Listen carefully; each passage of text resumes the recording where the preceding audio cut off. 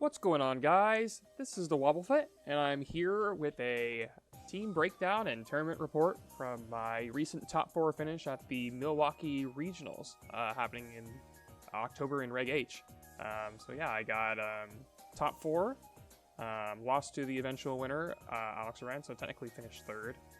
And so I was really happy with this performance. This definitely exceeded expectations. The team's really solid, and so I thought I'd just talk about that today and kind of go through how it came about and the strengths of the team. So the decision to use this team started with wanting to use a team that had a rain matchup. I was playing in a cup in St. Louis and I just lost to like boring standard rain. I was like, man, like I feel like I shouldn't be losing in this. And so I was asking around trying to figure out what a good matchup into rain looked like, and I was really having a lot of trouble figuring out what exactly that was. I asked in the Showdown VGC room, actually, hey, you know, what team actually beats standard rain? Because I don't actually know what does. And the team I was recommended was the one that Zine got top 4 with in Frankfurt, which I really liked in general anyway, because it has Mausape on it, and I was familiar with the Mausape archetype from using it in years past. So username King of Yi recommended it to me, and then also linked me to the original team report on that was published about it as well. Zine used this team to get top 4 in Frankfurt. Shohei Kimura did. Originally, this team was used by a player named Kandai Nagatome. I don't actually know if I'm saying that right. Their online username is Candy. They used it in World Cup when Victory Road ran World Cup. They were playing for Team Japan, and they used this team in finals. It's a pretty solid team. They go through the ideas that they had behind their spreads in here as well. That was sufficient enough for me to use this team at the Cup. I went to the Cup and I won it undefeated. There were, I think, 17 players there, and so that felt pretty good. I was able to win that tournament. After that, I didn't focus on this at all. Instead, I did some preparation for the GC. The cup that I was preparing for was 2 weekends before Milwaukee. But then I prepared for the GC the weekend after that. I used Dondozo Blast in that one, a team featuring Surf Dondozo with Terra Ice Terra Blast. It's a special Dondozo, so it can one-shot Dragonite that would otherwise try to haze you. Had Rest, Sleep, Talk, and the Covert Cloak item, so it was really fun in the GC. But after that, then I was like, what do I use again? Is it just going to be the Zine Mausape team?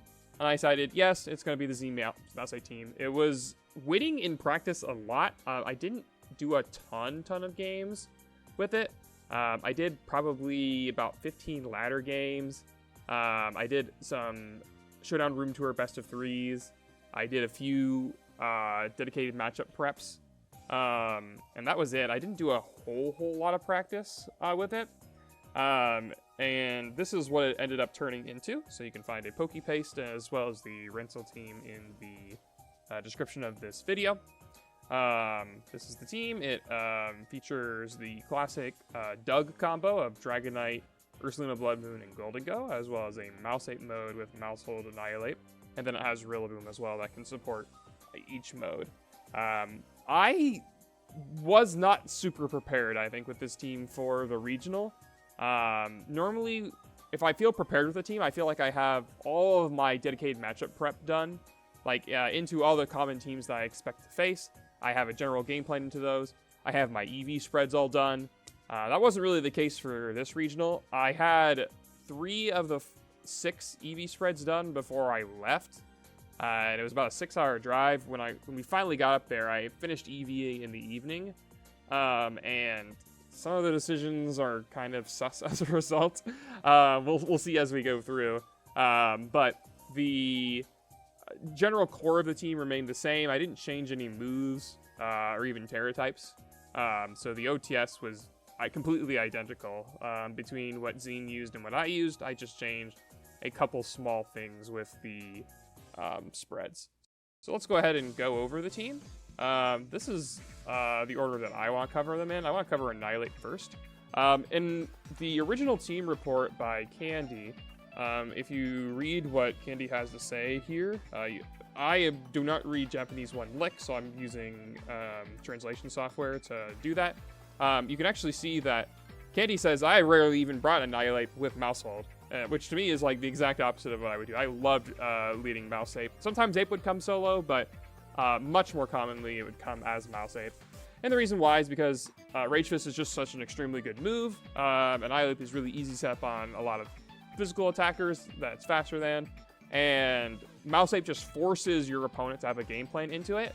Because the team has so many fundamentally good tools, you don't have to go with Mausape, but it's such a good option that your opponents are going to have to respect it. And if they don't, then you can just cleanly win. Lots of my games at Milwaukee were just Mausape games. And I had a lot, like I said, I had a lot of familiarity with how to play Mausape. Annihilape was running Citrus Berry. This is pretty common on these Mausape teams. In the past, Leftovers used to be the preferred item. Citrus Berry is a bit better in faster-paced games. This Annihilape isn't as fat as what I would run like back in Regulation C. The extra speed is really, really useful on Annihilape. It definitely needs to be faster than Timid Archaludon. And it's useful to be faster than Modest Volcarona. And almost all the other apes are max speed anyway. Like, almost all the almost all the Final Gambit, like Safety Goggles, Taunt, Annihilapes are all just max speed. Because they need to outspeed Arch, and they want to be faster than opposing an Annihilape if they can help it. So, I wanted max speed on this. Which means that you're giving up some of that bulk, which means that Citrus Berry has more immediate effect than Leftovers, generally speaking. It'll help you survive combination attacks if you like lead with Maushold, Annihilape, and they double into your Annihilape as you go for beat up. It does that a little bit better. Leftovers is better if you're going for a longer bulk up game. So both have merit. I didn't test Leftovers. I went with Citrus Berry just like the original did. Originally, the Annihilape was EV to knock out Incineroar that had 252 HP, 84 defense. So I'll show that off. In general, we'll be spending a lot of time in the damage calculator, just so you can see what the logic was for these spreads originally, as well as the modifications that I made. So you can see that if you have an additional bulk up boost, so assuming the Incineroar gave you a Defiant attack boost from its Intimidate, and assuming you get a bulk up off, then Drain Punch will cleanly knock out this Incineroar. I don't know why this Incineroar was chosen. It's also not, you don't need 68 to do that. You can just do 60. And you would still get it. The rest of the bulk was distributed into just HP. I imagine that the 68 was actually chosen because like 60 was good enough. And then Candy was like, I want to hit this number. They mentioned it was for Grassy Terrain Recovery. This is an evenly divisible by 16 stat, so that means you are maximizing the percentage of HP recovery you get from Grassy Terrain. I don't value those things nearly as much. Instead, I value general bulk a lot more than the specific like percentages you gain from grassy terrain. So I would be perfectly fine, for example, if I could cut some HP and increase my defenses, take attacks in general 1 to 2% better on average, and then get slightly less grassy terrain recovery, because you don't always bring Rillaboom with Annihilape. So it's not a huge deal to not have the extra grassy terrain recovery. It is nice, but not required. The other thing about this attack set is that it actually is missing some KOs I cared about. So one of them was against Gholdengo that was a little bit bulky. So sometimes Gholdengo would run something like this. They would run maybe like max speed, and then they'd have rest and special attack. Rage Fist, if this is a 4 times Rage Fist, and their Terra, that's just not a Ghost Weak one. You can see that this isn't a guaranteed kill. Most of the Gholdengo that I was worried about were going to be max speed, and then very low amounts of bulk. This one with 52 is what I ended up running, and this is a more common Gholdengo set. They do this, they're one under Life Orb, and they think it's cool to do that. So Rage Fist would easily knock out a Gholdengo like this, and even if they were a bulkier one, then it would still KO after any chip at all, but I was a little bit worried about that not KOing. However, I didn't want to lower my bulk any more than I already had.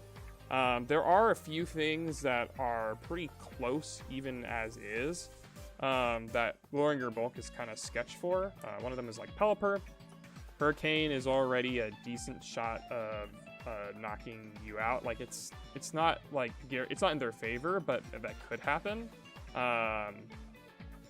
Annihilape can theoretically come into rain. It doesn't like to usually, but it theoretically can come.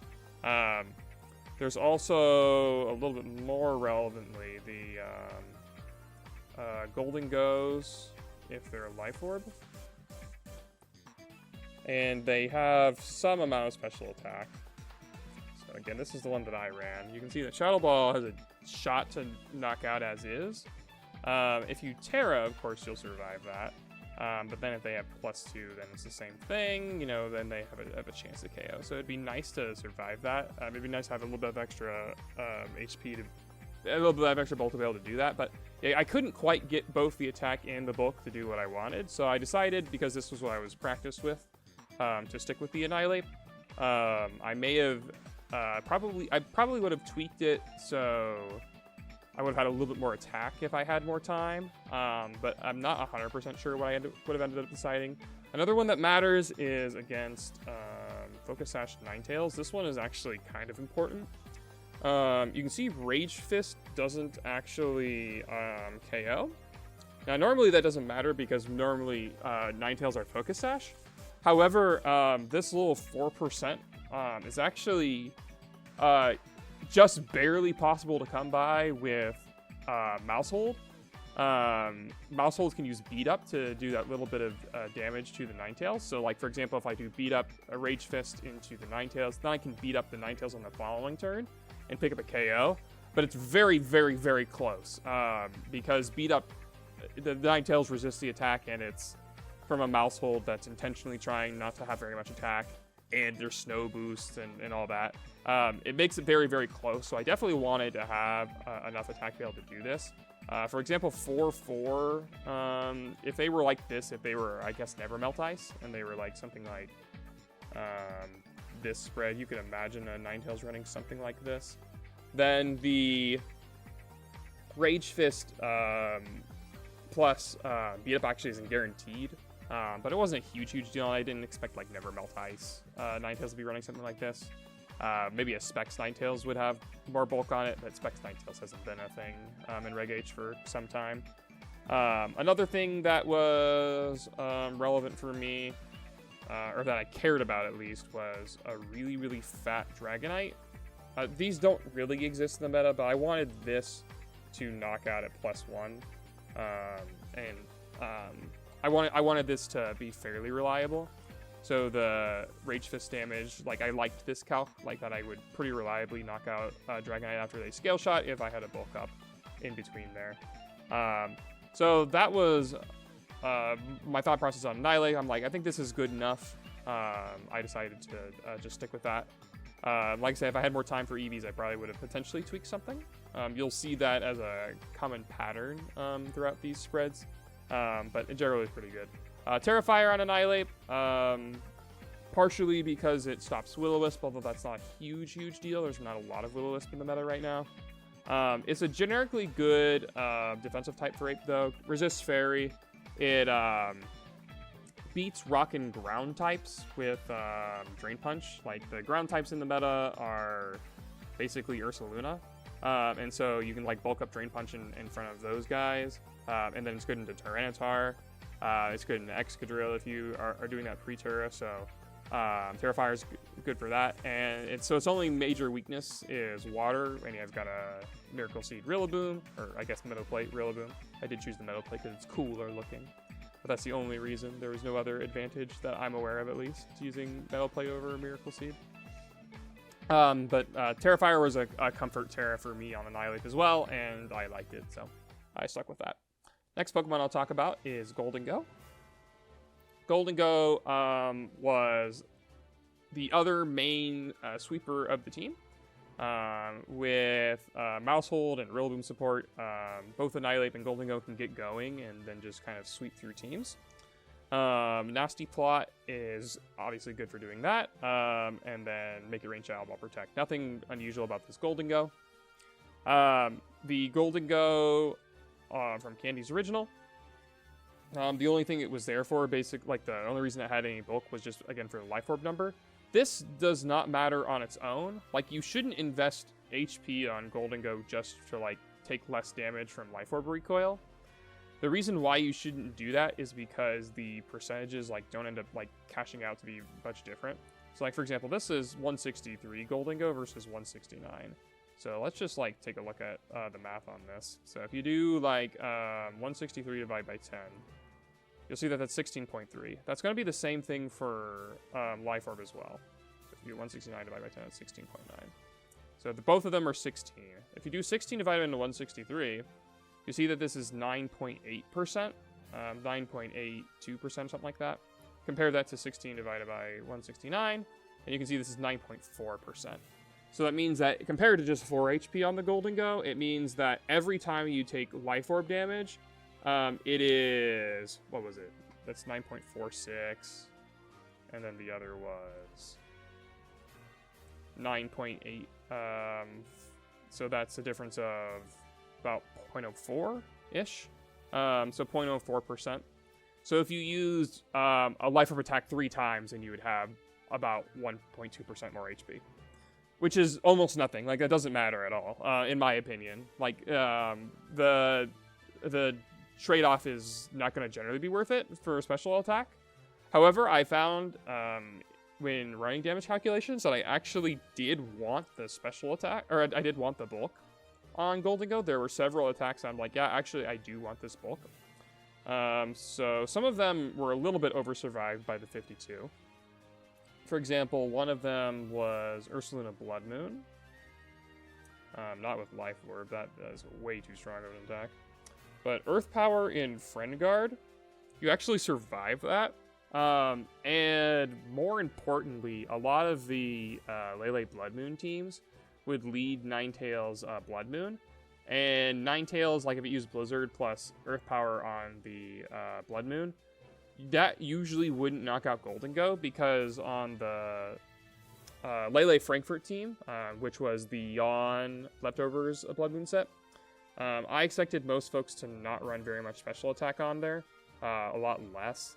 So like that's Earth Power damage, and if you compare that against what Ninetales had, this is not a real Ninetales set, but if they had like that, that's Blizzard. So you could potentially survive the combination attack of Blizzard and Earth Power, depending.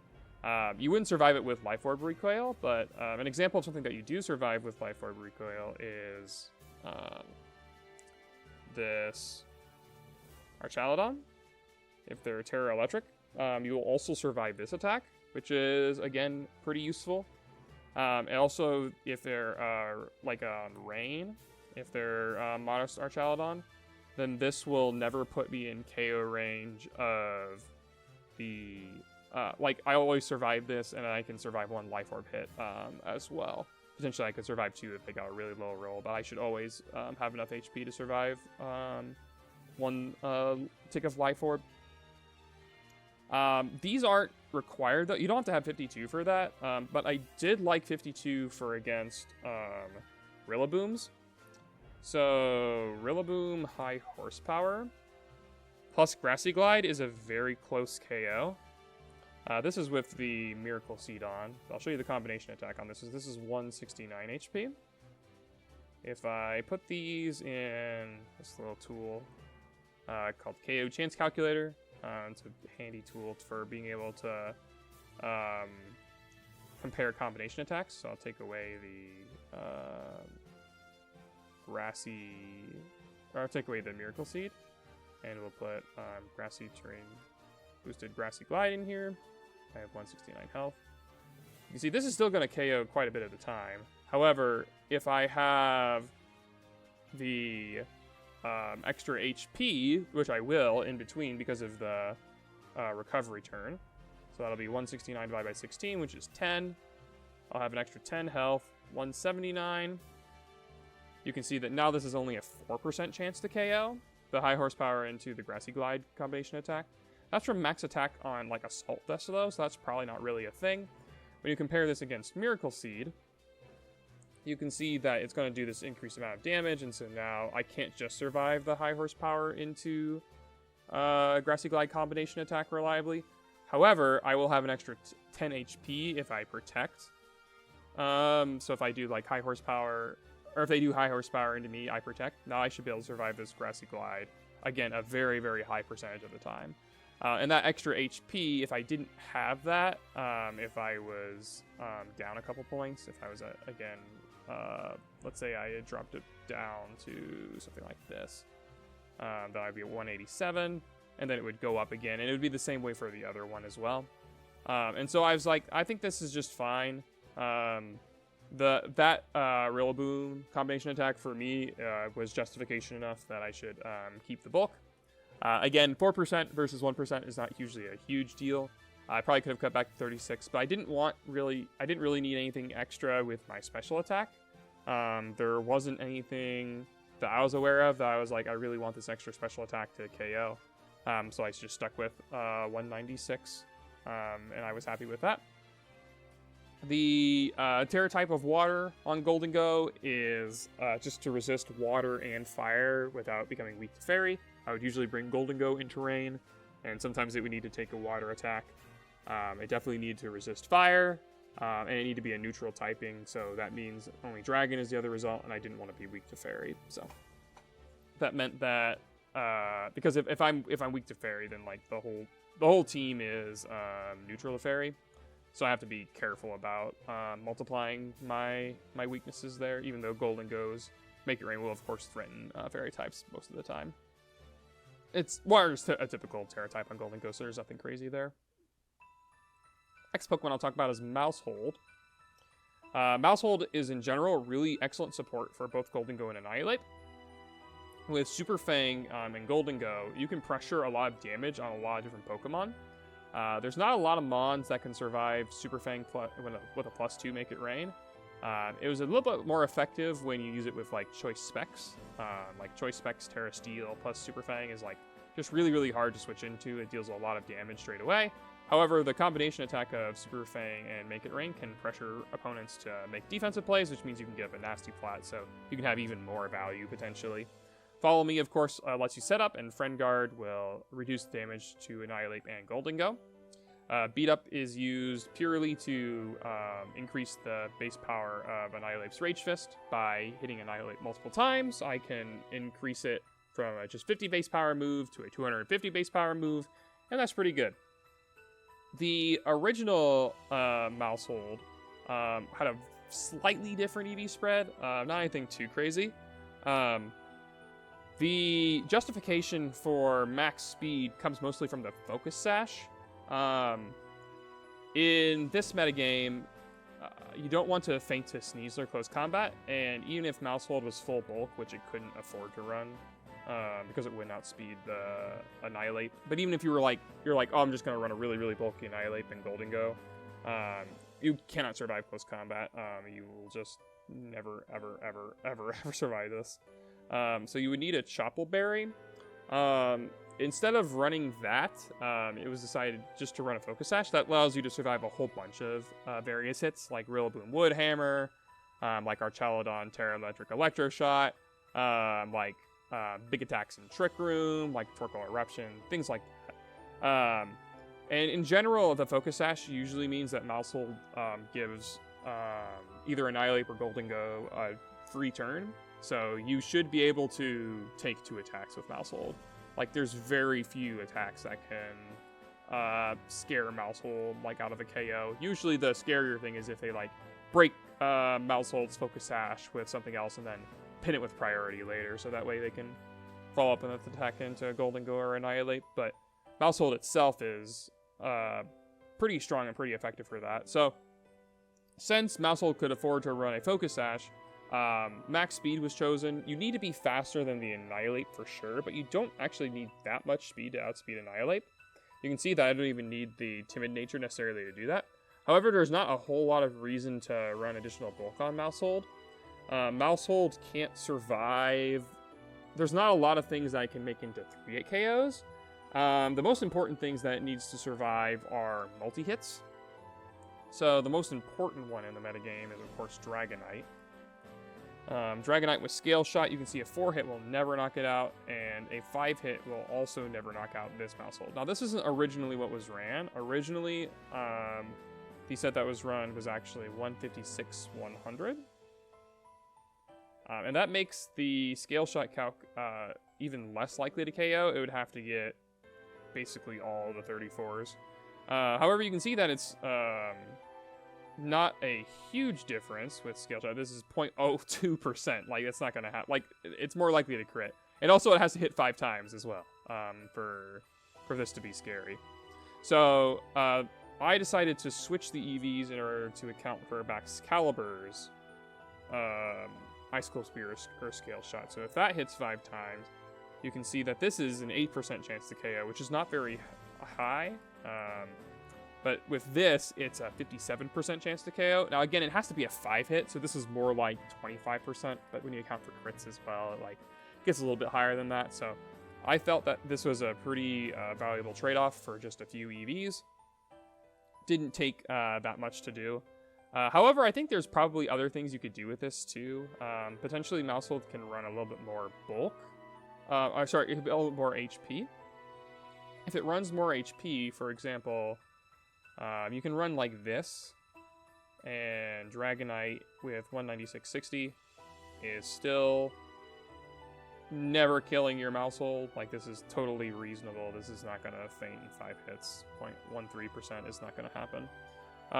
But that means that you have a little bit of extra bulk for things like Whimsicott Moonblast. So you can see this is a very, very reliable 3-hit KO if it's like a Sash Moonblast. It's not super common to see Sash Whimsicott, but that's just kind of an example. So if I was down to 148 HP, then you can see it's higher, has a 10% chance of KOing. So not again, an incredibly large difference. I bet if I had more time, I probably would have encountered more situations where there were like 2-hit KOs I wanted to account for. I don't actually know. I wonder what the Ninetales Blizzard roll is. Yeah, Blizzard isn't 2-hit KO. I didn't think so. Moonblast, but again, that's very, very close. Similar special attack to Whimsicott there. So, like with this spread, you can see like that's a lot less. So theoretically, it could potentially get around that with 2 Moonblasts, but it's probably not going to. Regardless, the one thing that's kind of embarrassing about this Maushold is that I actually made a mistake with it. So originally, the Maushold, the Candy did not care about the Maushold's attack stat at all. They originally ran just Jolly Zero. I don't know why they didn't run Timid Zero. They ran Jolly Zero. This is, I think, slightly less optimal. So if you compare this to Annihilape. So Annihilape, I've got 4 defense on this guy. And 180 like this. So Beat Up, you can see here, it says it's 4 hits. But you have to be very careful with this because Beat Up isn't calculated like, it doesn't have just 14 base power. The way Beat Up works is that it hits for 1 member of your team. The base power changes, your attack stat does not. But it's based on the base attack of your partner. Basically what it is it's the Pokemon's base attack. You divide that by 10, round down, and then you add 5. So for Dragonite, this would be 13 plus 5, which is 18. For Bloodmoon, this would be 7 plus 5, which is 12.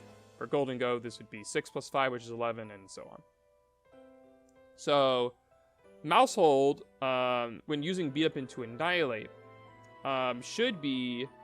you have to account for Friend Guard because you're attacking yourself here.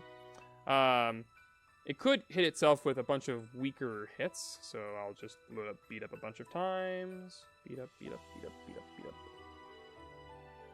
And this will be like, I'll do 11, 12. Ape is 115, so that'll be 16. Rillaboom is 125, so that'll be 17, and then Dragonite is the other one, so I'll just put it as 18. So you can see if you have Jolly 0. If you see look at Jollies, you just look at like the percentages here. You can see that they'll drop. You can see they do end up changing, not by much, but when you're attacking yourself, you generally speaking want to do less damage to yourself. And so, my thought process with the attack IV was, okay, I'm just going to give Maushold the, just enough attack so that it will do the same amount of damage to the Annihilape. I'd also check against the Rillaboom as well, so I checked against 17 as well. And so, if you go up to this, for 77. Oh, actually, maybe I did do this right. Actually, maybe I'm not crazy after all. So if you see this, this is 11 versus 0. You can see that there's no difference here. However, if I put in 17 as well on this one, you can see that 11 versus 0. So okay, this actually was right then. Okay, I feel better about this. You can see that 11 attack does the same amount of damage to Annihilape as 0 attack. And so since it does the same amount of damage, I was content with running this. And on the off chance that I need to beat up into something else on the opponent's side, there were a very, very small... There were such small amount of times where you'd actually want to do this. Where you'd, actually want to be using beat up into the opponent, but there was a couple cases. One of them was like what I said before with Ninetales. So Ninetales, if it just has 4 HP, the beat ups will actually do enough to combo attack KO. When I was doing this with Maushold, the time when it was most relevant was against the Justin Tang team. When I was fighting against that, I would use Maushold, Gholdengo, Bloodmoon, and Dragonite. So, Maushold and Bloodmoon are both 12, Gholdengo is 11, and Dragonite is 18. So if we look at, you can see that they're doing 1 damage. No friend guard though, so it could do 2 damage. Ooh. So we put over here 149, and then we put in the beat up numbers. So 1, and this is 12. I'm going to have 2 12s, because I would bring Maushold, Gholdengo, Bloodmoon, and then I would bring Dragonite. Dragonite was my base attack stat, so it's that 18 base power there. Then the Annihilape itself, we saw that damage calc before. I'll go ahead and I'll just load it up again. Oh, now it's in... Please put it back to light mode. Thank you. To Ninetales. Just have 4 HP. Rage Fist 4x. You can see that it will get it. It is 100%. If they were 4-4, if they were like a Never Melt Ice set, then it becomes not guaranteed. None of the beat up rolls change. But the Rage Fist does. And it makes it so it's slightly less probable. I think it changed. Actually, I think it changes one of the. I think it changes one of the beat up rolls.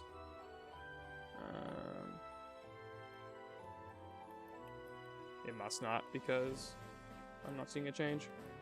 So anyway, so this is 93%, something like that, which is still really, really probable, right? Like this is a situation where I did beat up Rage Fist into the Annihilate, or I did beat up Rage Fist into the Ninetales, didn't KO, and then I really, really want beat up to finish it off.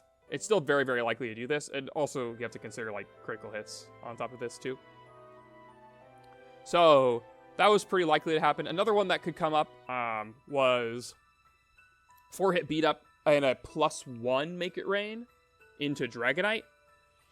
It was pretty close on Dragonite. I won't go through the whole process of showing you that calc as well, but I'll just kind of show you that Dragonite, if it was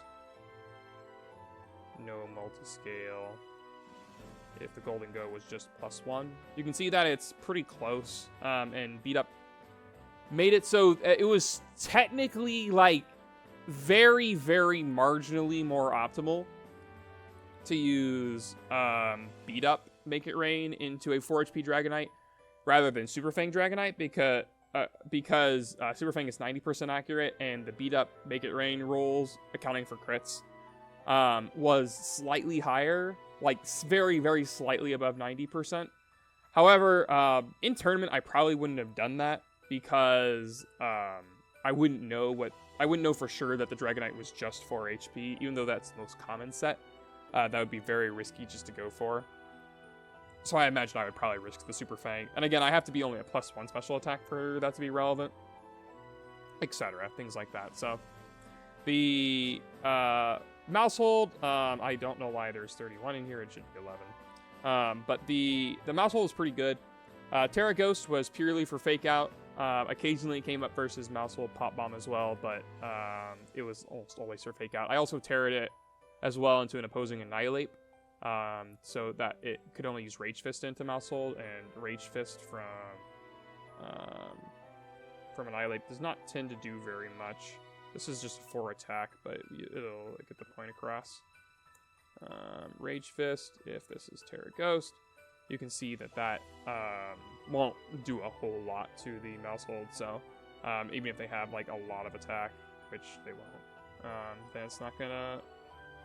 it'll scare them basically, like if they have to Drain Punch it, like if they're playing 50-50s into Maushold stuff with their own Annihilape. Sometimes it can come up, but realistically it was mostly just for Fake Out. I don't think I used it for hardly anything but Fake Out. So that was the Maushold. The next Pokemon that I'll talk about is Dragonite. This is not what the original Dragonite had. The original Dragonite was a lot slower and it had a lot of HP. This was... well, let me... Why is Dragonite on the team in the first place? Okay, so Dragonite is really, really good into Dondozo. Gholdengo and Annihilape are both really bad into Dondozo. Neither of them can take advantage of their setup moves because of Dondozo's unaware ability. So although Annihilape can get boosted Rage Fist, it's not going to do a whole lot into Dondozo's +2 defense, and Dondozo can ignore a bulk up boost and just deal heavy damage back. So Dragonite's great for being able to just haze away those boosts from Dondozo. And Tailwind is really good to support both Gholdengo and Annihilape, and Dragonite's Scale Shot in general is like a really, really good move because it's guaranteed 100 base power if you hit, could be 125. It increases your speed, which is good for lots of different situations, including, but not limited to, setting up a fast Tailwind later, or just in general Dragonite being really fast. Haze is solid on Dragonite as well, outside of the Dondozo matchup. You don't need to, like, there's a whole lot of things that you can haze in this metagame. Even just on the team, being able to haze away Intimidate drops from Incineroar is good. Being able to haze away a special attack drop from Gholdengo occasionally comes up. Sometimes you'll want to haze into an Archaludon that you just use Scale Shot into. Sometimes you'll want to haze away your own defense drops, so that way you don't take as much damage from a future incoming move, so you can reset like the negative downside of Scale Shot. And so there's utility in all of these things. However, I did not like the bulk. Well, I shouldn't say I didn't like the bulk, but the bulk justification on Dragonite I didn't care for. So in the original, Dragonite was EV'd for a combination attack of Sneasler Dire Claw alongside a Terra Psychic Expanding Force from Timid Sash Indeedee. This I didn't like for a number of reasons. One was because you've got a Rillaboom on the team, and in general, if you're doing a size spam calc, then it would mean that like you're either not bringing Rillaboom into it, or you have a different game plan that you want to do into it. And into Sneasler Indeedee, you absolutely bring Rillaboom. Like you're definitely bringing Rillaboom, no question. You might not necessarily lead it, but it's coming into the matchup. So Dragonite doesn't really need to survive that because of Rillaboom. this was acknowledged in the report. Candy said hey, because of grassy terrain, it's not as important that I survive this anymore. But they just liked the book. However, I didn't like it even as a goal, even even if you didn't have a Rillaboom on the team, because if you actually look at that combination attack, so if you pull up the Sneasler, so Sneasler with Dire Claw. Now I'm not gonna look at the percentage here. I'm gonna look at the actual damage. So it was 4 defense, 4 special defense either way. So this is my original, or this is my Dragonite, but the original again had 132 HP, so a lot more HP. So if we look at this, so that's 183 in the damage calc. So 183, this is Dire Claw, and then if we pull up the Expanding Force, so again, this isn't modest, this is timid. You look at this without multi-scale because the Dire Claw would break the multi-scale.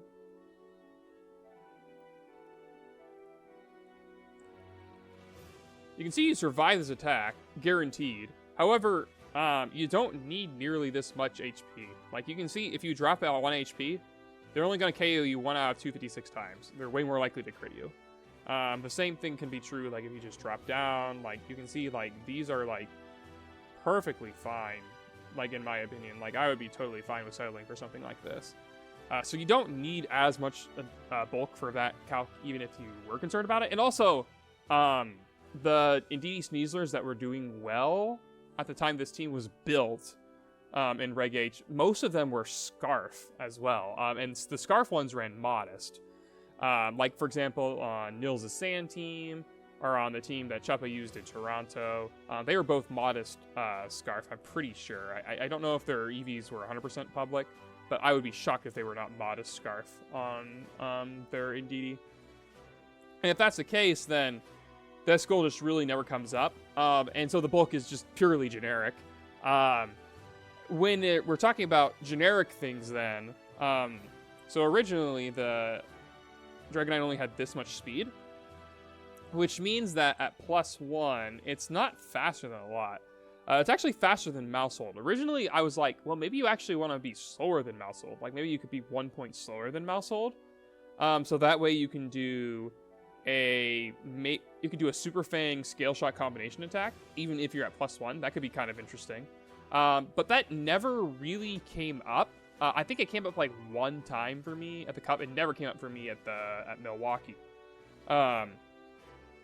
But in general, that means you're also slower than Pop Bomb Maushold at -1. And that also means you're speed tying, because if you drop a point to do this, you're going to be you're not speed tying Ninetales, but you are speed tying you are speed tying Zoroark. And I didn't expect Zoroark to be that popular at the event or anything. But that seems like I have a stupid thing to speed tie with, sort of thing.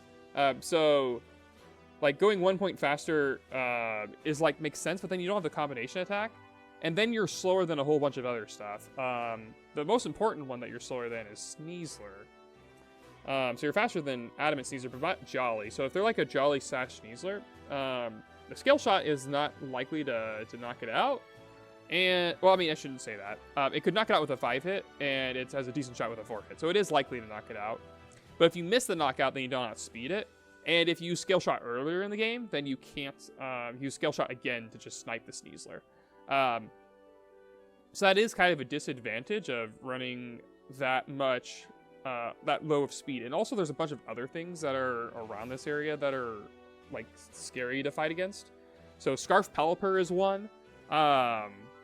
If Scarf Pelipper is faster than you at +1, they can Icy Wind you back down, which is really bad.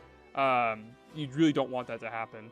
It also means you can't Tailwind in front of it, so they can, it's very bad because they could use heavy attacks into the Gholdengo or Annihilape that you're presumably trying to Tailwind faster than. Kilowattrel is another Pokemon that I was worried about. It's just fast and it has Tailwind and really is a speedy Pokemon. Bascu Legion as well, with Choice Scarf, is 130, which is again really close to the Kilowattrel, and it's all around that same area. So I decided just to go max speed. If I wanted to outspeed the Basket Legion, then I had to be 131. At that point, I might as well run max speed. And so I decided to do that and then cut all of it out of bulk. So the attack stat I actually was fine with. I didn't have a problem with the attack stat. In general, it does make sense to invest fully in attack on Dragonite because you're hitting 4 to 5 times with things. And so if you do more damage with 1 hit, you're going to deal more damage with 4 hits. So the damage rolls are amplified. If you look at how Sneasler is set up, for example. So originally Candy was not concerned about 4 HP Sneasler, but rather 4 defense. So if you look at how 4 defense Sneasler is, you can see that actually the difference between 252 and 212 scale shot is the same. It's both 71 point something. It is different versus 4 HP Sneasler, which I don't know if that's more common than 4 defense. I truly do not know. So if you have this, then it does go up significantly. It goes up to 95%. But I think Candy recognizes that, okay, if you're running a Sash Sneasler, you're probably just going to run this because it's slightly better. You might survive the scale shot. But it's not going to be super reliable in the first place. But the thing is, you should still KO. And if you have the extra speed, I'll outspeed the Sneasler. And so I can, like, Tailwind for an ally or something like that. If I'm really, really worried about scale shot not KOing, it's not guaranteed even if you have max attack. So I decided just to stick with this. It still KO'd other things that I was concerned about, like, for example, against Kilowattrel. You can see that 4-hit Scale Shot is still very, very likely to KO. Versus Hisuian Zerark. With Focus Sash, it's still very, very likely to KO. Versus opposing Dragonite. The first hit being weakened by Multiscale, and the remaining hits would still KO a 4 HP Dragonite. So I felt fine with the attack stat. The bulk is essentially just random dump. I didn't have a justification for increased attack, so that's why I kept the 212. If I had more time, I may have adjusted this further. I'm not sure exactly for sure. This was a last-minute change for me. I changed it about like 11 o'clock at night, but the night before. I think it came up exactly one time. There was a time where I needed Sneasler, because Dragonite was faster than a Sneasler. It was a 2v1. I didn't have to go for the Scale Shot. Instead, I could go for the Tailwind for a guaranteed win. I think that was the only time it came up at the regional. And having like 36 versus 4 HP, I don't think came up. But this is an attack step I was comfortable with, so I just stuck with that, and I kept the HP. Again, if I had more time, maybe I would have just went to 252, 254. But I didn't, and the team, and like the justification for the attack stat made sense to me, so it was all right. Dragonite's Terra Fairy. I valued that more than Terra Steel, because then you could actually win Dragonite 1v1, as opposed to Terra Steel, which can't do that. And I wasn't particularly worried about like Super Fang Make It Rain combination attacks where you might consider Terra Steel. So I just wanted to be immune. Like, I just wanted to be completely immune to opposing Scale Shot. I thought that was slightly more valuable. The next Pokemon I'll talk about is Ursaluna-Bloodmoon. So Bloodmoon is just a generically tanky Pokemon, and it is really hard to remove and trades really, really well into a lot of threatening special attackers. It's super, super good into Archaludon. The sturdy Archaludon, you can just Earth Power them and then Vacuum Wave. Almost all of those Archaludon are Terra Electric as well. Or minimally, they're not a Terra type that prevents the Earth Power Vacuum Wave combination attack from picking up a KO. So that's really strong. Priority on this thing is really nice. I really like the Vacuum Wave on the Ursaluna. It's not that strong, but if you have something that is pinned by Vacuum Wave, it's usually really good. Having priority in general is just a nice thing to have, and it means I'm not locked into using Rillaboom for it. So Blood Moon is just like great for that. The original Blood Moon was slightly different than this. The original Blood Moon had a little bit more speed and a little bit less physical bulk. So the original survived Bloodmoon, or survived a Jolly Sneasler close combat 15/16s, and it survived opposing Terra Normal Bloodmoon 15/16s as well. So mine survives that Sneasler calc guaranteed.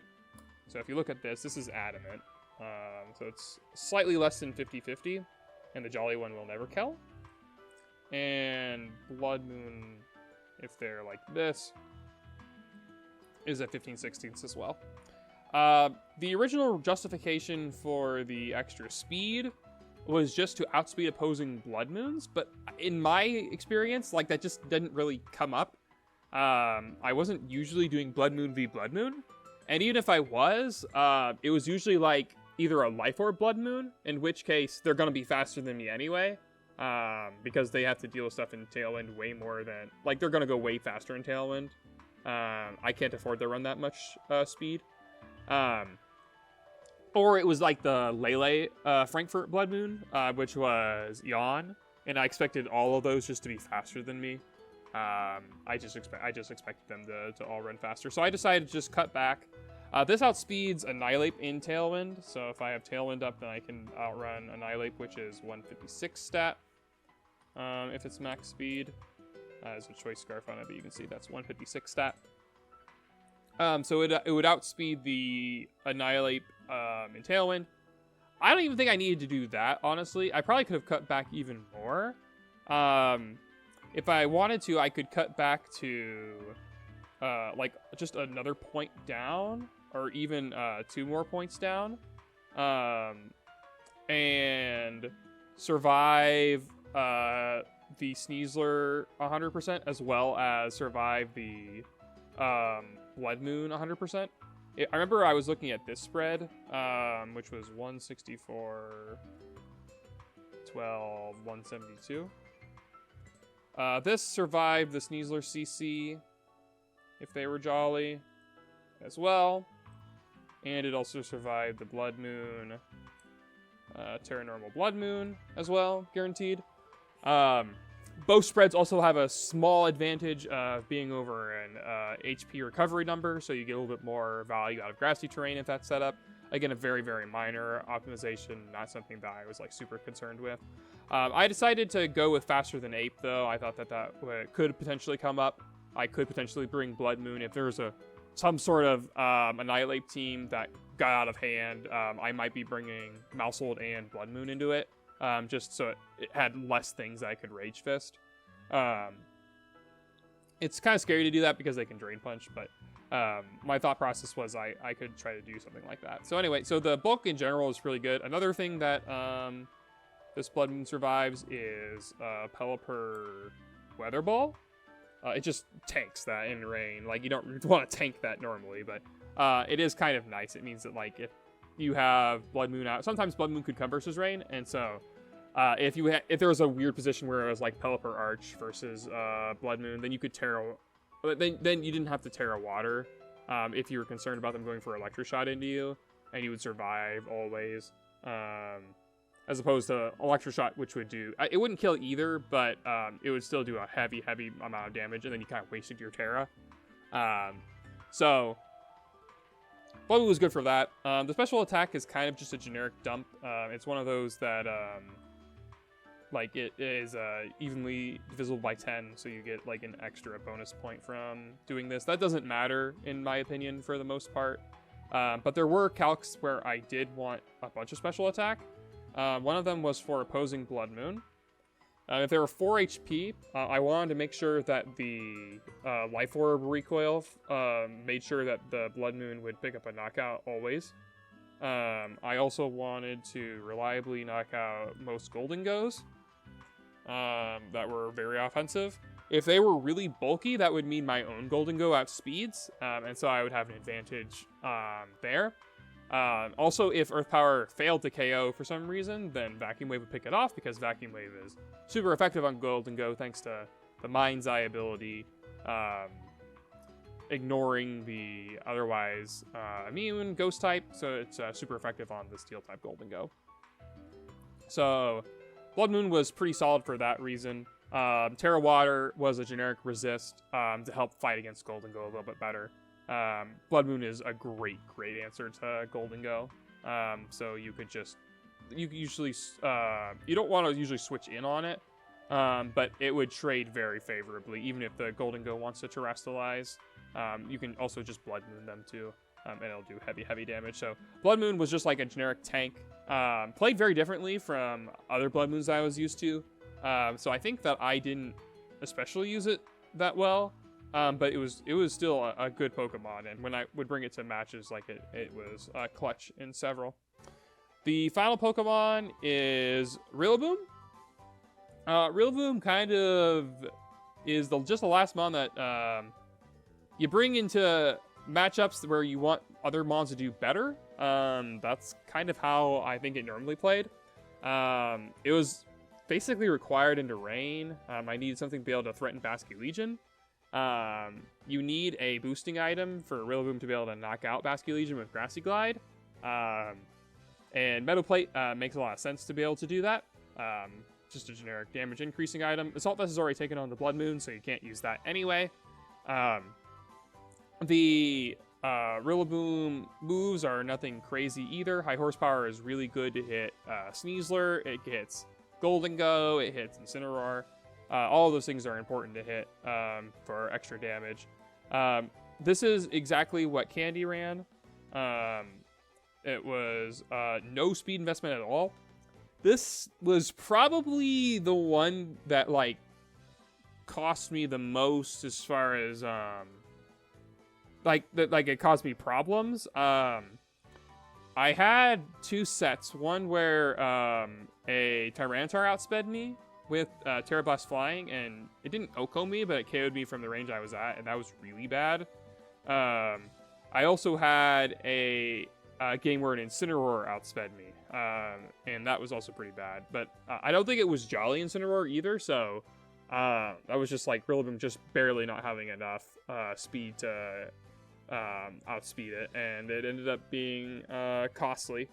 Not being able to, well, I shouldn't say it ended up being costly. I did win the game when I got outsped, but it caused problems being slower. So the spread is pretty basic. It's just max attack. You don't need anywhere near that much in order to knock out the Basculegion. However, it is nice. For example, like if this is Terra Water Gholdengo, which is very common, then you can see Grassy Glide just snipes those Gholdengos, which is pretty good. It's also important I'll show the Basculegion calc. So this is Basculegion. You can see Grassy Glide just obviously just destroys it. Versus a Bloodmoon, Woodhammer will do heavy damage into that, and Grassy Glide will do a ton of damage too. So in general, this Rillaboom is, I think the way Candy played it was like they actually used it a lot in Tailwind. I'm not really sure. I didn't play the Rillaboom like that at all. I played the Rillaboom more like kind of typical AV Rillaboom, where I would bring it in and support the Aper Gholdengo with Fake Out, and then I would have Grassy Glide. I didn't click Woodhammer all that often, which meant that I didn't get as much value out of like max attack aspect of Rillaboom. But it was still strong. I may have probably changed it so it wasn't max attack, instead it had more bulk. This Rillaboom dies to Hurricane from Pelipper, and it, again, comes to the Rain matchup, so it really stinks that you die to Hurricane. It's hard to effectively change that. In order to survive this attack, you have to invest a lot of your bulk. You can do it, but it would definitely require a lot of attack drops. I wouldn't want Rillaboom to outspeed the Pelipper. I wouldn't need it for that, because all the Pelipper that I was worried about were Sash and Grassy Glide 2-hit KOs, and it would set up for 2-hit KOs with whatever else I used as well. Like if I was using Grassy Glide Make It Rain, that would be enough, because that does 58, and Make It Rain does well over 40. So that was Rillaboom. Rillaboom, I think, was it was a generically fine Pokemon, and I know how to use a Rillaboom. But I think it potentially could have, I potentially could have gotten more value out of it. It was still pretty strong though. So yeah, in general, the way I was playing this team, was, I don't know exactly how Candy played it. So Candy had some notes, basically saying that their primary way to play was just Dragonite or Maushold plus a Mon. Usually what I would do, my most common game plan was Maushold Annihilape, or Maushold Gholdengo, and then the back was Dragonite Rillaboom. So that's your general, like, just set up the guy and protect it. Use Fake Out, use Tailwind to make it so the boosted guy can go through and clean up the team. The other main game plan was Maushold Gholdengo and an 8-with-8 in the back.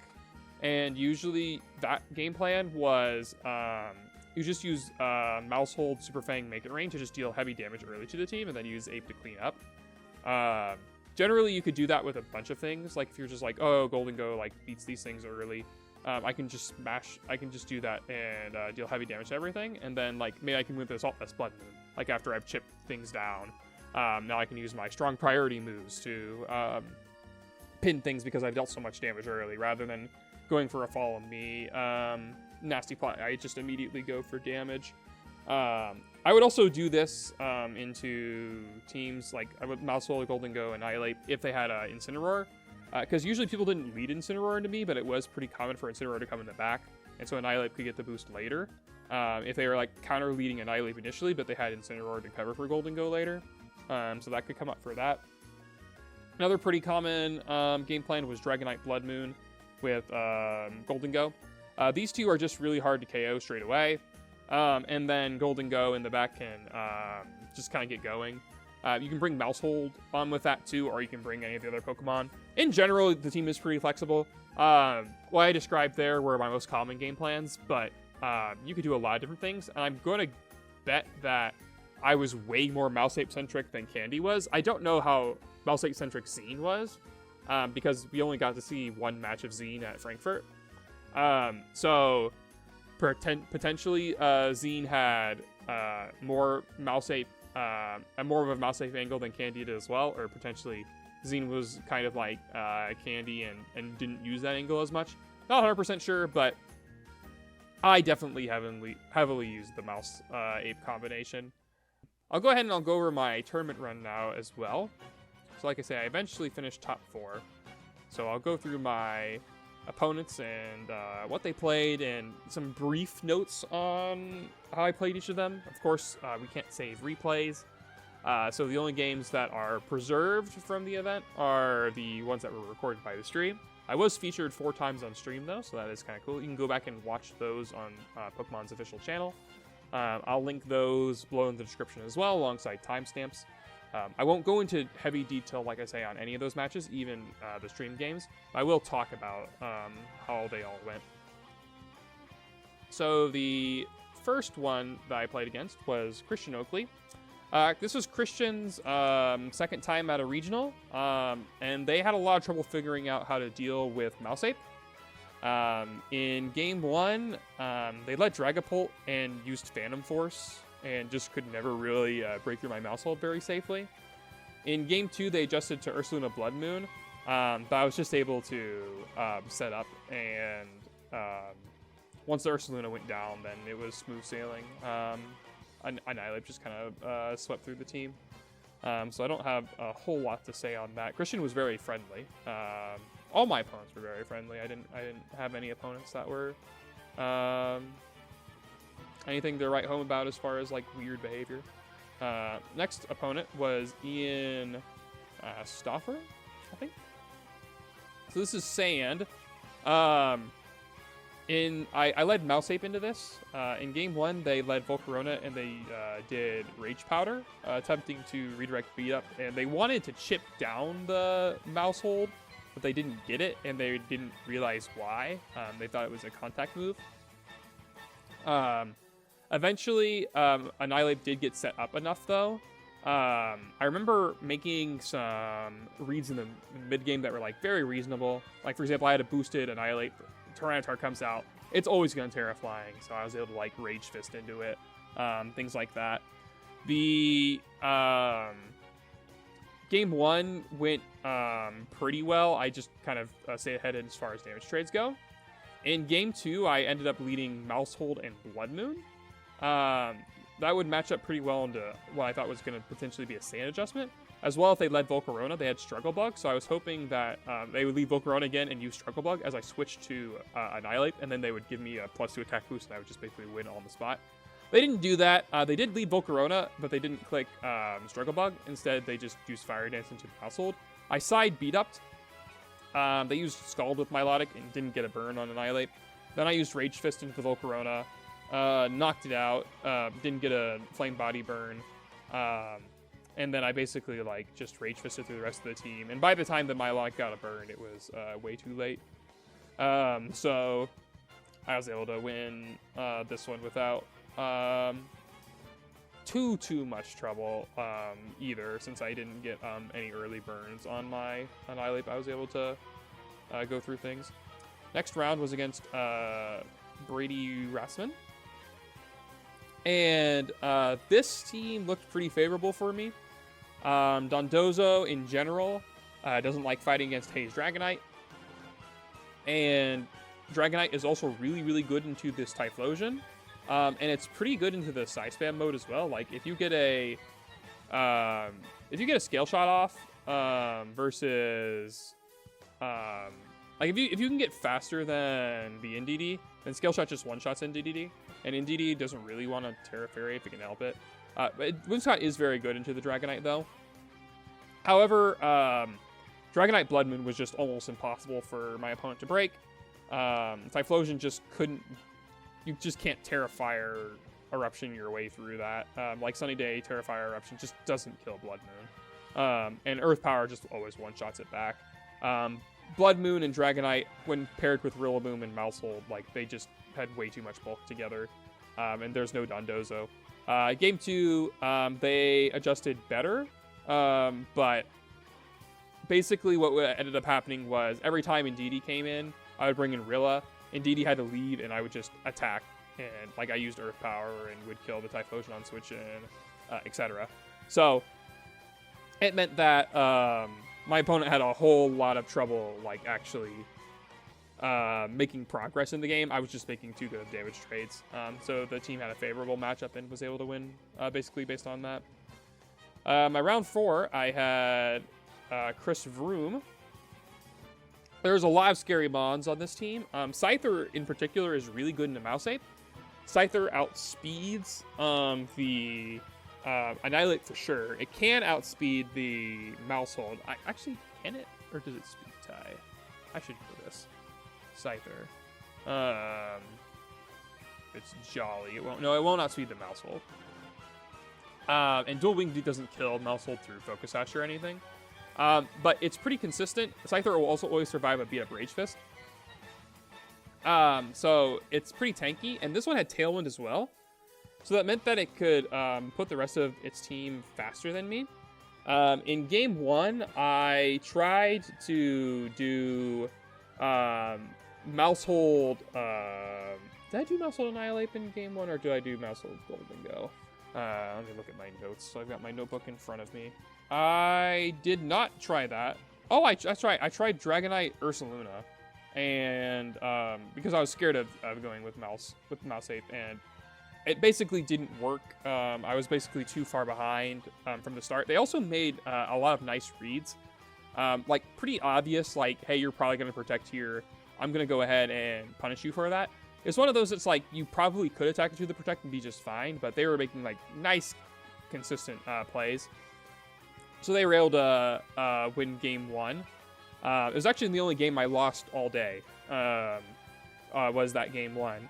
In game 2, I adjusted to using Gholdengo early. That's what changed. I used Dragonite Gholdengo early, and was able to more heavily pressure the Scyther and Bloodmoon on lead.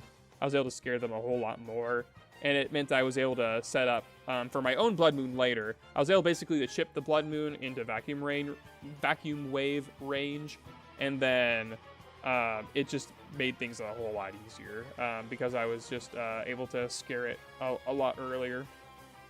In game 3, my opponent led Archaludon and the Scyther. I led Dragonite and Bloodmoon again. I expected a double target into the Dragonite, so I protected it and got Earth Power off into the Archaludon, meaning that it was at sturdy and threatened by Vacuum Wave. I was then able to use that offensive pressure in order to Blood Moon into the Scyther and click Tailwind, and from there it was basically over. I just had way too much momentum from getting those 2 turns back-to-back right. And I was able to win just on those leads. So even though I lost that game 1, I was able to pull it back in game 2 and 3, and that felt pretty good. And my next round, I played against David Hutner. David had a pretty basic, a pretty general balanced team. Nothing crazy. I remember in game 1, I got a really early lead with Maushold Gholdengo carrying their Dragonite, and Annihilape was basically able just to kind of clean up in the back. Annihilape was able to make really good damage trades into most of this team. In game 2, I ended up getting Ape set up earlier. I got a bunch of bulk ups off with it, but I ended up getting it very low. I had an endgame where it was Annihilape and Dragonite. The Annihilape was in KO range of like a Terra Stellar close combat from the Sneasler. But Dragonite was healthy, and they had Gholdengo as well. I predicted that they would double into my Dragonite, trying to prevent a speed control move, either Scale Shot or Tailwind. I got it right. I was able to knock out Gholdengo with Rage Fist. Sneasler attacks into the Dragonite, doesn't get it like a Dire Claw. And then I was able to win from there. My Dire Claw luck in general, this tournament was also pretty favorable, but that's I think that's partially because the team is pretty good into Dire Claw. Not only do you have Maushold to redirect away like potential bad things that can happen to it, Dragonite is really good into Dire Claw because they don't get it like on a literal first attempt. Then you can Scale Shot kill them. If you already have a Scale Shot, you can kill them. You can Tailwind to get faster than them. Annihilape resists Dire Claw. Gholdengo is completely immune. So in general, I felt like the team was pretty well matched up into Dire Claw, and it was not able to bring that one back. In my round 6, I got to play against the full mirror against Jose Torres. So this was basically a lot of 50-50s. The Maushold Annihilape, we basically just both led that. Jose prioritized trying to use beat up Rage Fist. I prioritized trying to get bulk ups, and that generally tended to work better. I basically denied their bulk ups. Excuse me, I basically denied their Rage Fists stack, and was able to win by eventually using Scale Shot with my own Dragonite into my own Annihilape, and then just punching them, and I was able to win. I ended up in a position where I think I knocked out their Maushold and they put in Dragonite, and I was able to knock out the Dragonite before it was able to like side Scale Shot. And then I basically went into my own Dragonite and side Scale Shotted. So that ended up being real good for me. In game 2, it was more of the same, but I decided to go for a speed tie. I had knocked down the Maushold to Focus Sash, and so I went for a speed tie with beat up into their Maushold. I won it. I was able to knock out their Maushold. They attempted to Rage Fist into my Annihilape. They had no Rage Fist stacks, and so they gave me one basically, and then I was able to sweep from there.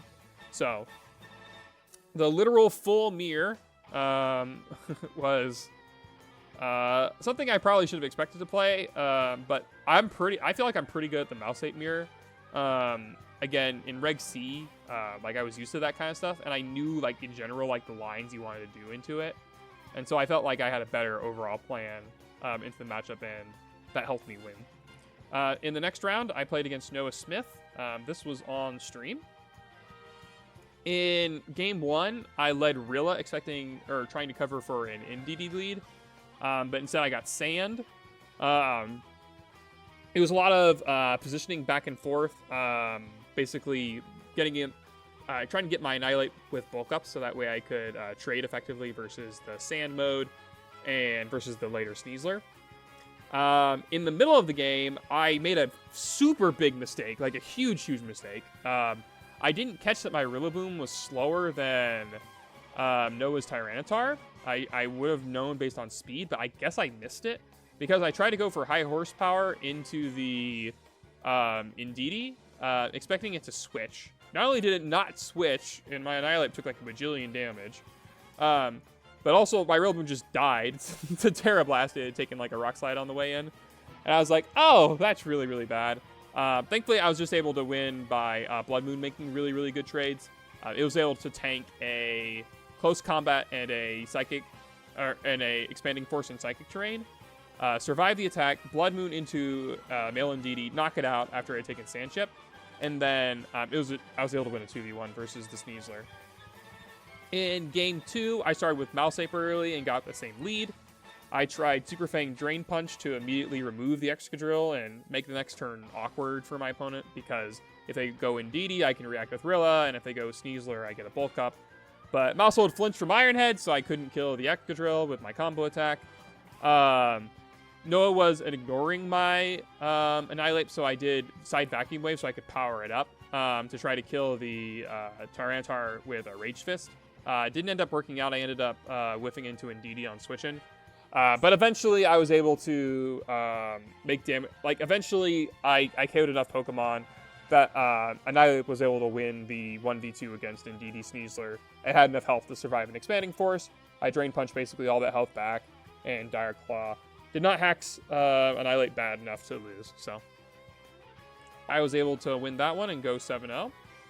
In my next round, then I played against Shane Gaffney. And Shane, I thought had, like, again, just another matchup where Terrifier Annihilape was just going to be so hard to break. Typhlosion can't really do a whole lot to it. They do have double normal types with Farigiraf and Bloodmoon. But in general, that would be very, very risky to go for, because Gholdengo could just totally wall Farigiraf and just totally own it. And it's also really poor into my Bloodmoon as well. So realistically, only offensively only their Bloodmoon could really deal with my terrestrialized Annihilape. In game 1, I ended up getting a bunch of Rage Fist boosts early, and Shane just had a lot of trouble navigating that offensive pressure, and I was able to win without revealing a fourth. In game 2, I don't remember the specifics, but I remember I had a turn where I made like a soft read on Rage Fisting Whimsicott to break its Focus Sash, and it ended up mattering a whole lot in the end game. I remember I was playing very, very aggressively. For some reason, I was just like, I think I know exactly what you're going to do. And I was able to catch a lot of plays as a result. So felt pretty good about my round 8, and I was able to close that one out in 2 games as well. So again, I only lost 1 game out of the entire day, going 8-0. And so that's a really, really obviously a good start. And so that was fantastic. In day 2, there were only 2 other players at 8-0. One of them was Ale, and the other one was Wolf. I did not know anything about Ale's team until a little bit before pairings went up. A little bit after pairings went up. So I did have a little bit of time to do a game plan into it, but I didn't do any dedicated matchup prep. I did do some dedicated matchup prep into Wolf, but talking about Ale. So originally I was going to go for a Gholdengo angle into this team. I thought that Gholdengo would work really well. It's totally Sneasler immune. It's very, very good into the Ninetales, and it's also good into Bloodmoon. I was met with a Sneasler King Gambit lead when I led my Maushold and Gholdengo. It's technically not unplayable though, because although if you could just go for like coaching Kowtow into the Gholdengo turn 1, but that's not very likely. And so I expected there to be some sort of like defensive play turn 1. I ended up, I think they did go for a coaching. I don't remember if I went for Follow Me or exactly what I did, but I went Nasty Plot with Gholdengo. A Super Fang Make It Rain does threaten a knockout on King Gambit. This is Terrafire King Gambit, so it resists Make It Rain even if it terrestrializes. So it's just not going to terrestrialize in that board. I was able to get a Super Fang off against it, though. And that when my Annihilape later came out after Maushold had fainted, it was now in a kind of an awkward spot. the Sneasler was interested in going for coaching into the King Gambit to buff it up so Annihilape wouldn't outpace it with Bulk Up, but at the same time couldn't do anything into Gholdengo. But the Gholdengo was also threatening the both the Sneasler and the King Gambit with boosted Make It Rains. So Ally was kind of stuck for a while using Sucker Punch into the Gholdengo slot to the point where I ended up getting like 2 bulk ups off. Ally came in and encored me into bulk up, but I was able to still stall enough turns where I eventually sent out Dragonite, and I got Tailwind up like on the last turn that I used bulk up. So I had like a +5 Annihilape, and I just swept with that. Like I was just able to Drain Punch everything, and Ally wasn't able to break through it fast enough. In game 2, I led Maushold, and I got King Gambit Sneasler again, and basically I did the same thing. I just used bulk up a whole bunch of times. I remember that in the mid game, I got lucky with my Blood Moon getting an Earth Power KO on King Gambit. That's not guaranteed. I had looked that up before the set. So King Gambit, Earth Power, you can see doesn't have a very good chance to KO. Now I don't know what Ally's King Gambit set was. There's no Tailwind on the team, and there's also no Icy Wind, so I don't, like, it may have had a little bit of speed, but probably not very much. So I got a pretty lucky KO with Earth Power nailing it. If it didn't KO, then Vacuum Wave probably would have picked it up, but it would have made it so, like, I have to dedicate another attack to it, etc. It was basically that, though. It was just a lot of, again, Annihilape getting bulk ups going, and Ursaluna was really helpful as well. I was able to perform very, very well in Tailwind. Round 10, I played against Wolf, and this was, again, a stream match. Very, very fun for stream. I hope the people enjoyed it. When I had done my practice into this, I did probably like maybe 10 to 15 games or so. And I didn't grind it so much that I like had a game plan into every single thing Wolf could do. I kind of just knew the general lines for what I wanted. In general, my Blood Moon was pretty strong into this. My Blood Moon, really good into Gholdengo, really good into Ursaluna-Bloodmoon, really good into Zoroark. It's fine into Incineroar as well. And it's okay into Whimsicott. I expected Whimsicott would be able to survive a Blood Moon, since it's the Covert Cloak, and I had seen from the previous day on stream that it had a lot of HP, and so I expected to have a lot of Spadef as well. Come to find out later that wasn't the case, but I didn't know that at the time. And then Dragonite with Low Kick over here made it seem like it was specifically for the Blood Moon, so I figured my own Blood Moon would be very strong in the matchup. In addition, my Gholdengo was good for similar reasons. Gholdengo very good into 1, 2. It could be okay into their Gholdengo. It's very, very good into Dragonite as well. And if it's protected by Maushold, then it's good into the Zoroark as well. In practice, I found that Maushold, Gholdengo, Annihilape, Blood Moon was most consistent. I didn't think that Wolf would bring Zoroark.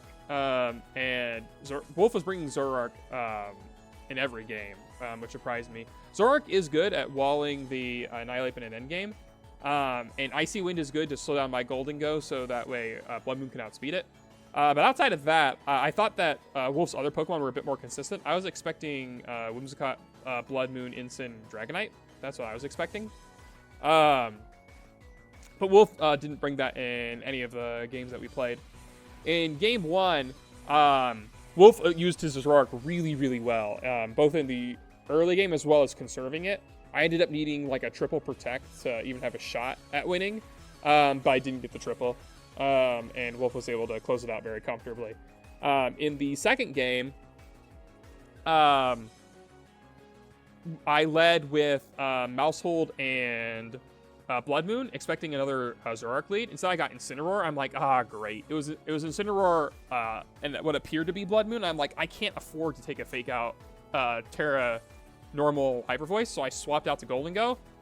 It turned out to be Zoroark. I'm like, oh, that's just great. I actually was in a good position, and I threw it away because I couldn't anticipate the Zoroark up front again. When that happened, I was like, well, it's still not the end of the world, because, again, Zoroark isn't... I didn't think Zoroark was super, super good into me. However, Wolf, again, was positioning very, very nicely. switching things around. I got the Bloodmoon based on a Woodhammer into KO range of Vacuum Wave. I was able to use that offensive pressure to go for a Bloodmoon into Wolf's Whimsicott. I didn't think it would KO, but I was able to set up a nasty plot with Gholdengo on the same turn. So I was basically like just banking on Wolf making a defensive play.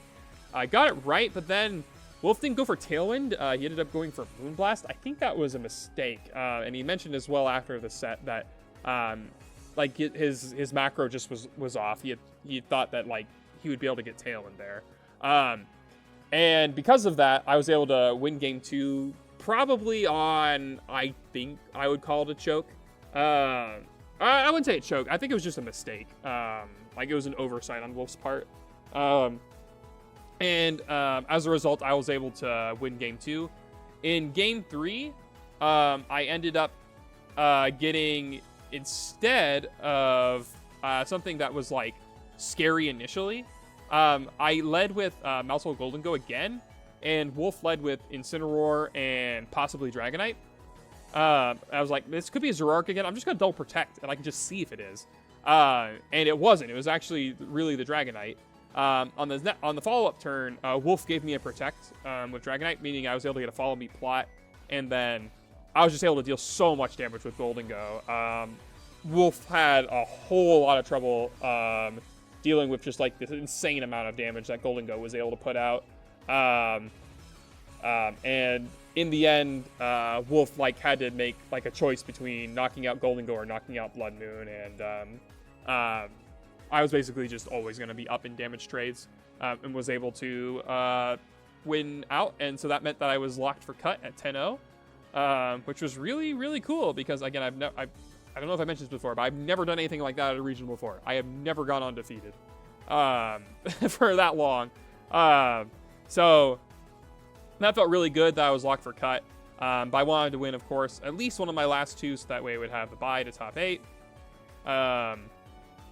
And I probably pulled like one of my best possible matchups in the next round as well. Again, another Dondozo team. But in a similar vein to before, the 4 Pokemon that were not Dondozo were very, very weak to Terrify or Annihilate. Like, this Rillaboom doesn't even have high horsepower. The Ninetales doesn't have anything that can scare it. The Sneasler has Shadow Claw. And the Gholdengo has Citrus Berry with Plat. So I'm like, maybe it's actually slow Gholdengo. So yeah, in game 1, Enrique didn't bring Dondozo at all. And so I was just able to like very safely win with Annihilate. In game 2, they did adjust to bring Dondozo, but I had Haze Dragonite, and so it just took a little bit of positioning work to get it right. If Enrique like made 3 hard reads in a row, then they might have been able to improve their positioning in different aspects. But at the end of the day, it was just always going to be so hard for him to be able to win that sort of matchup. And so I was able to lock up my bye at 11-0. As a result, in my next round against Alex, I wasn't particularly concerned. I did have a game plan in DaWoblefet Frankfurt, and because I had a game plan, I was like, I'm just not going to do that game plan in case I fight Alex again. But I figured I'd play the set seriously, so I just, instead of doing what I intended to do, which was Maushold Gholdengo with Annihilape and Dragonite in back, which is basically what Zine did in the top 4 set, which I think was good. Like, when I was doing it in practice, I was winning. I just did different plays than what Zine did. I think the 4 Pokemon were right. So in this, I just did Mouseape and tried to force Mouseape, and it did not work at all against Sneasler Rillaboom. So I was hopeful, basically, that like by trying to really force Mouseape, that I would get a Sneasler Rilla out of Alex if I played him again. That did not happen. So my bait didn't work, but again, it didn't really matter because I was undefeated and basically locked for cut. The only difference is that instead of being the 1 seed, I became number 3 based on how the resistance cashed out. But I still got a bye to top 16, where I then got to play against Sierra Elsbecker. Sierra's team was in, like, I thought I had a really, really good matchup with Gholdengo. Gholdengo, really good into the Sneasler, really good into the Dragonite, fine into the Primarina. If Electabuzz wanted to come, then it would have to really mess around. Like, all it could do would be follow me. And that's not really good versus Gholdengo. If it goes for Electroweb, that's really risky, because if I have my Annihilape in the back, which I brought in game 1, then I figured that, like, I would just be able to punch Electabuzz so hard for that it would be almost unwinnable. No haze on the Dragonite either. It was haze on the Primarina. So that meant that, like, Dragonite Gholdengo, Maushold Gholdengo was just so safe initially, and, like, there was a very straightforward path to victory for me in game 1. I think I got a little bit more than I should have from my early Gholdengo. But yeah, Sierra in general, like, just didn't end up having the answers. In game 2, Sierra adjusted really well by instead focusing on Bloodmoon Dragonite early and really, really forcing me to, basically punishing me for having Annihilape in the back and not Dragonite in the back. Based on how game 2 worked out, I'm like, I don't think that Sierra is going to change anything for game 3. Like, you would have Electabuzz by now if you had intended to bring it. And so basically I just brought Dragonite in the back, and that was good enough. There was a turn in the mid game where I'd been playing so positionally safe with Gholdengo the whole time. It was like a very free Protect Terra Fairy Tailwind. It was so free that I was like, I'm just going to go for Shadow Ball to get the free KO onto this Ursaluna while I've got the turn to do it. And yeah, that just put me so far ahead because I got the knockout on the one thing that could actually one-hit KO Gholdengo for free. Because Sierra was, I think, correctly trying to take advantage of what appeared to be a very, very, very straightforward safe play. But yeah, I just didn't. I didn't give Sierra the super easy one. So that was cool. I learned a bit about Sierra. Sierra is a Smogon ADV player, and so I know the name from Smogon, and so that was kind of cool to get to interact with Sierra in real life on that. So that was fun to meet Sierra. And then in top 4, I got to replay against Alex again. I did my intended game plan this time. In game 1, I tried to boost up Annihilape, but I ended up KOing the wrong pieces. Like, my overall game plan wasn't, like, Alex had a better overall game plan into me, and so I lost pretty comfortably as a result.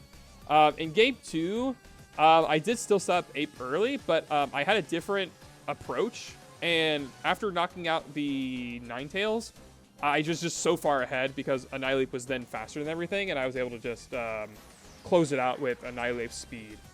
In game 3, I felt like I was so close to victory. I ended up getting crit from a high horsepower. Alex correctly predicted that I would terrestrialize my Annihilape, used high horsepower into it, and got rewarded with a critical hit through bulk up.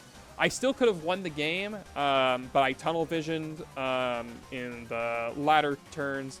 I was, for some reason in my head, I was like, I need to like predict the Gholdengo going for Protect or terrestrializing, and I can't go for a Shadow Ball into it.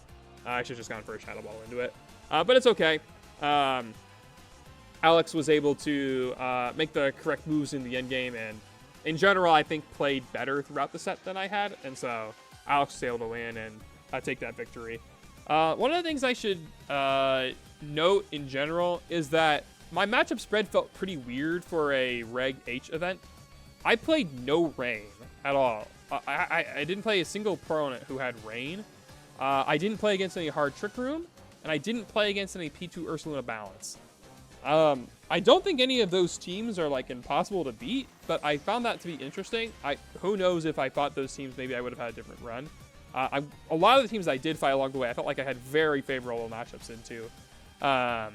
Like, I felt like I had a crazy good matchup into Brady. I had a crazy good matchup into Enrique. I had a really good matchup into Shane.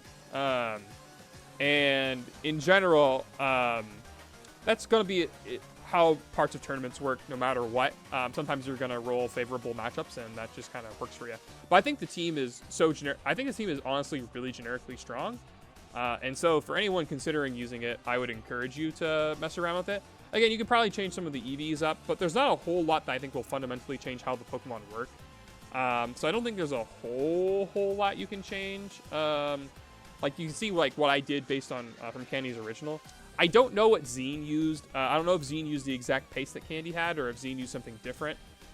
So there may be more information that Zine could share on that front.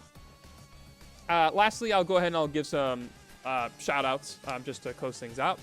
Obviously, shout-outs to Zine for showcasing the team in Frankfurt, and shout-outs to Candy for making the team report public, because that was a huge critical stepping stone to learning how to use the team, and having a paste available with EVs is always going to give you a jump start on how to use the team.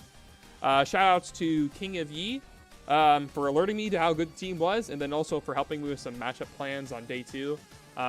They stayed up pretty late in order to not only game plan versus some of my earlier rounds, but also to cheer me on. That was very kind of them.